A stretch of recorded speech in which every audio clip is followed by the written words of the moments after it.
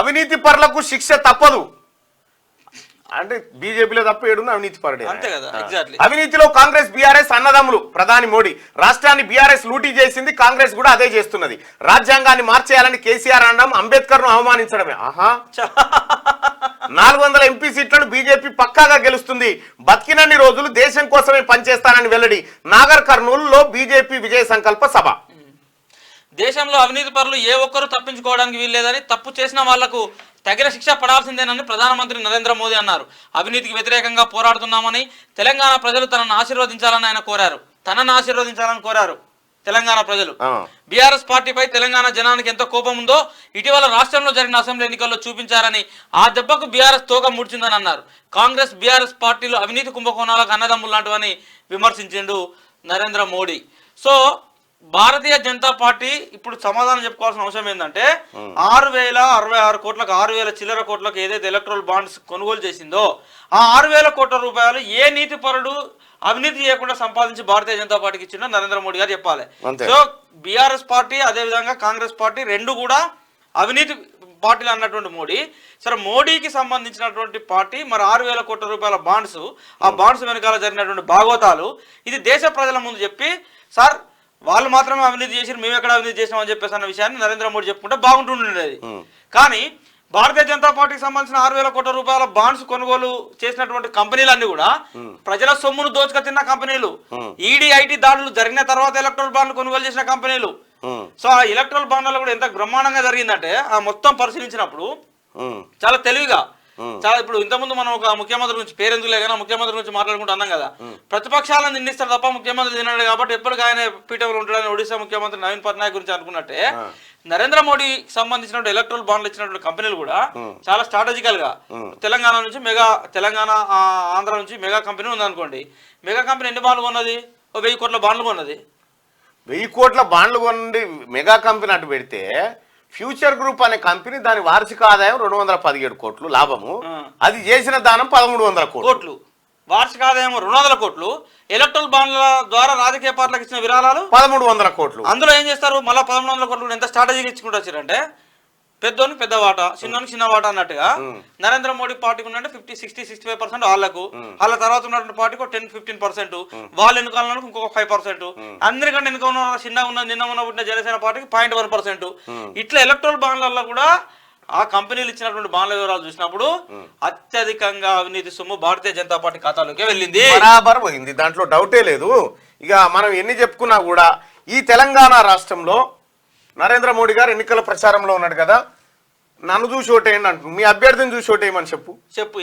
చూద్దాం.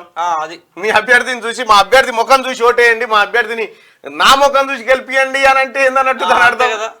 ఇక్కడ మేము పెట్టినటువంటి అభ్యర్థులు ఎవరైతున్నారో ఇక్కడ వాళ్ళు ఉత్తోలని చెప్తాను కదా, చెప్పక ఓ రకంగా చెప్తున్నట్టే కదా. ఇక రెండో విషయం ఏంటంటే 400 సీట్లు పక్కా గెలుస్తాం.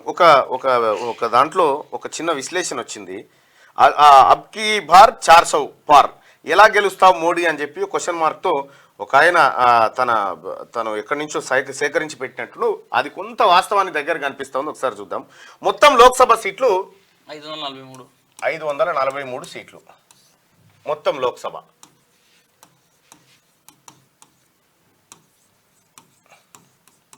నిజంగా భారతీయ జనతా పార్టీ 400 గెలుస్తుందా? గెలవాలంటే ఉన్న అవకాశాలు ఏంది? రజనీ వచ్చింది కాబట్టి మంచి టాపిక్ ఇది. దక్షిణ భారతదేశంలో తమిళనాడు,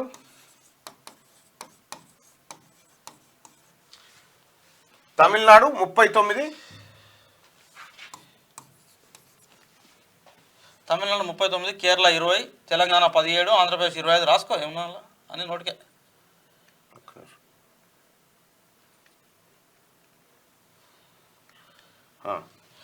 తమిళనాడు 39, ఆంధ్రప్రదేశ్ 25, ఏపీ 25, కర్ణాటక 28, తెలంగాణ 17, కర్ణాటక 28, తెలంగాణ 17, పుదుచ్చేరి 1, కేరళ 20, కేరళ 20, 39, 25. ఎన్ని వస్తున్నాయి? 5, 10, 11, 11, 12, 13, 130 చిల్లర వస్తాయి. మనోడు తప్పేసింది టోటల్ ఫిగర్ కానీ ఇది ఫిగర్ కరెక్ట్. 5, 5, 10, 10, 8,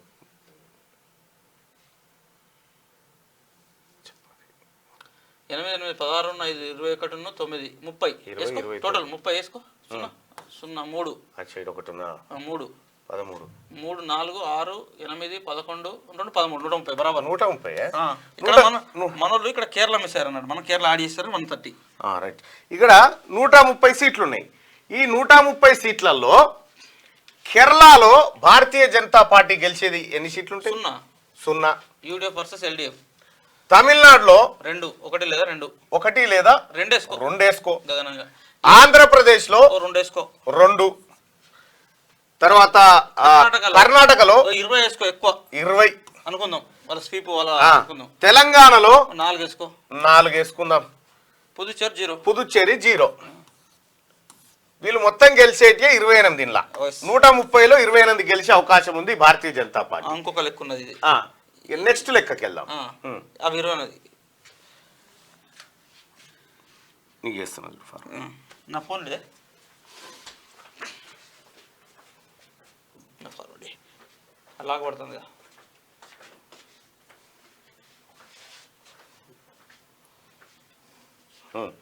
నెక్స్ట్ పంజాబ్.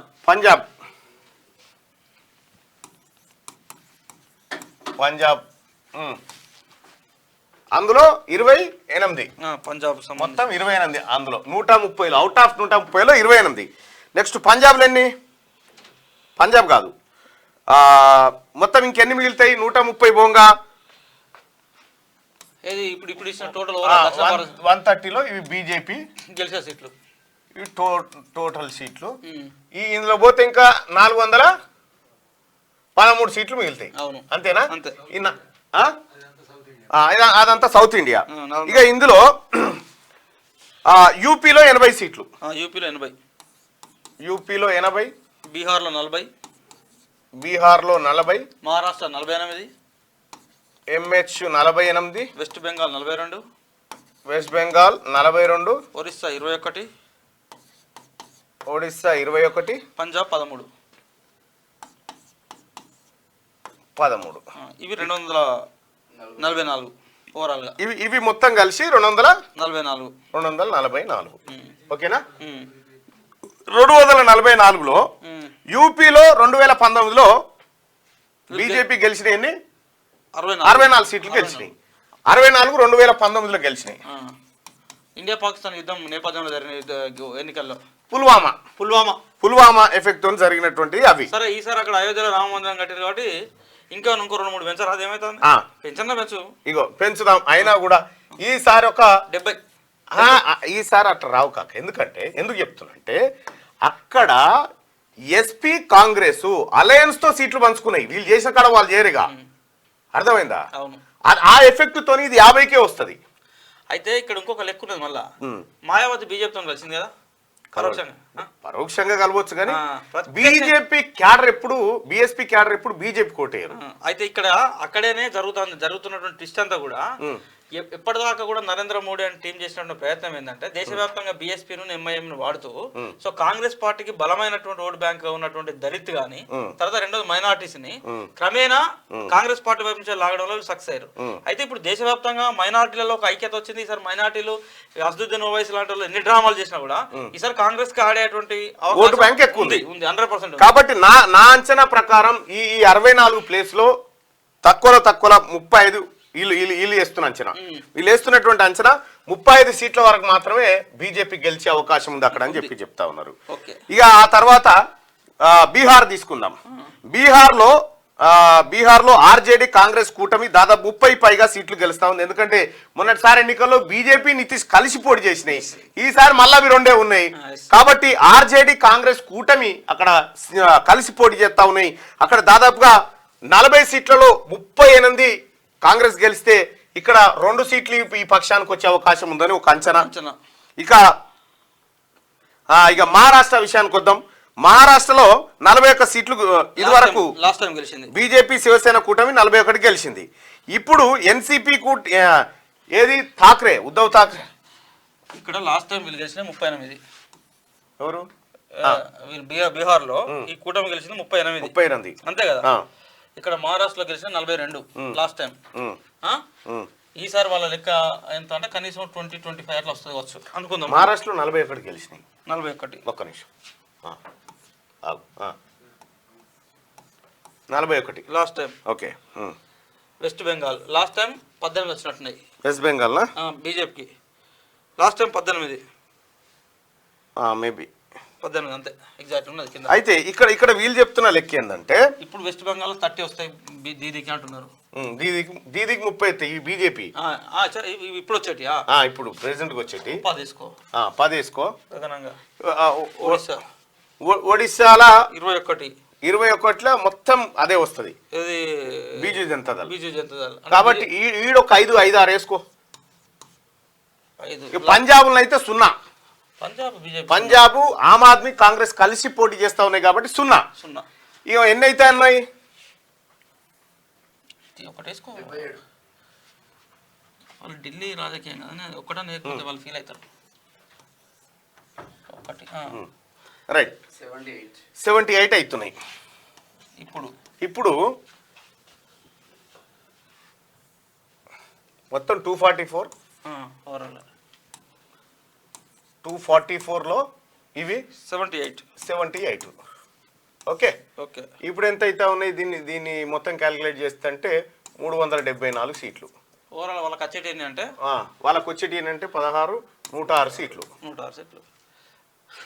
106 సీట్లు. ఇంకా దీంతో పాటు ఇక బీజేపీకి పట్టున్నాయి కొన్ని ఉన్నాయి కదా. బీజేపీకి పట్టున్నటువంటి Gujarat 26, Haryana 10, Madhya Pradesh 29, MP 29, Rajasthan RJ 25, Jammu Kashmir 6,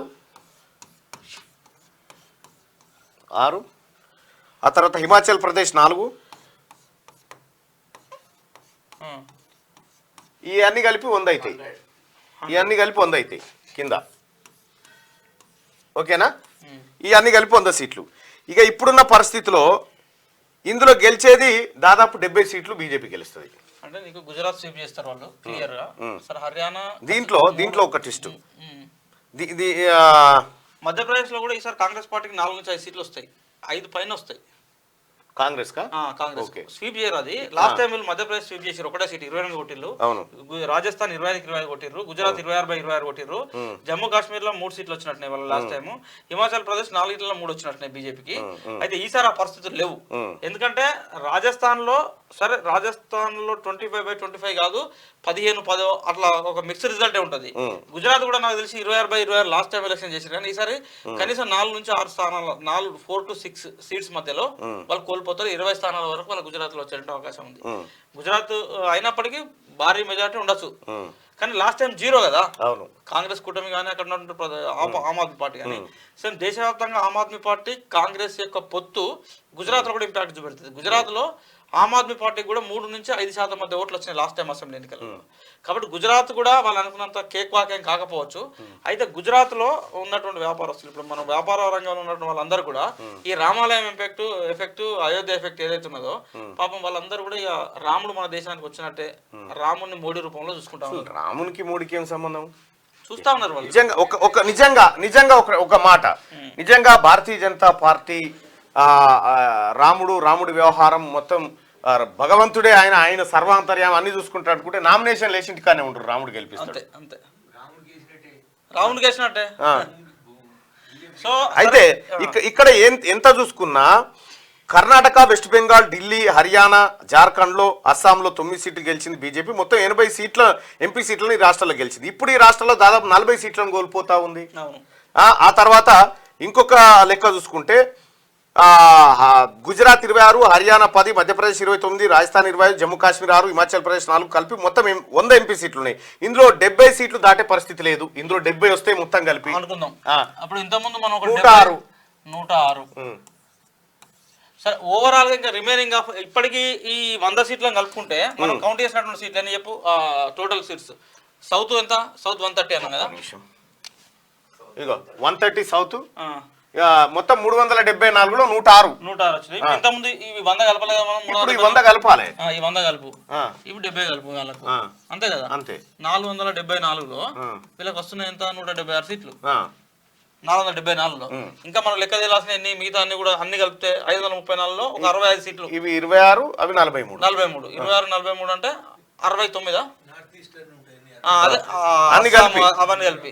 so ఆ 69 సీట్లలో ఒకవేళ భారతీయ జనతా పార్టీ 69 వచ్చినాయి అనుకో. 69 రావు. నార్త్ ఈస్ట్ అట్లా ఉండదు. నీకు త్రిపుర లాంటి రాష్ట్రాల్లో త్రిపురలో 2 పార్లమెంట్ సీట్లు ఉంటాయి. అక్కడ కంప్లీట్ మైనార్టీస్, అంత ఈజీ ఉండదు. అస్సాంలో కూడా మనం అనుకున్నంత ఈజీ ఉండదు. ఏజేపీ మణిపూర్ మొన్న హింస చూసినాం కదా, మొత్తం ఈశాన్య రాష్ట్రాలు మణిపూర్ హింస చూసిన తర్వాత మైనార్టీలలో నీకు నార్త్ ఈస్ట్ రాష్ట్రాలలో అంత వాళ్ళు అనుకున్నంత కేక్ వాతావరణం ఉండదు.